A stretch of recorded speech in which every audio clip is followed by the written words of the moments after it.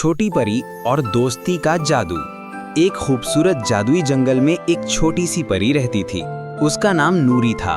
नूरी के पर चमकते थे और वो रोज सुबह फूलों से बातें करती थी। एक दिन जंगल में एक छोटा सा परिंदा जख्मी हो गया।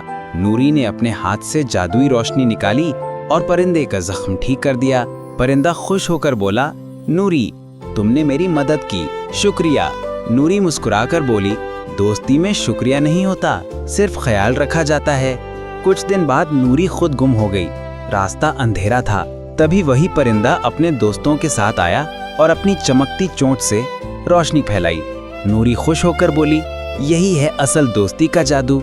आखिर में दोनों ने आसमान में उड़ते हुए वादा किया कि वो हमेशा एक दूसरे की मदद करेंगे, चाहे कुछ भी हो। कैसी लगी बच्चों ये कहानी? नूरी ने हमें सिखाया कि रोशनी हमेशा अंधेरे को हरा देती है।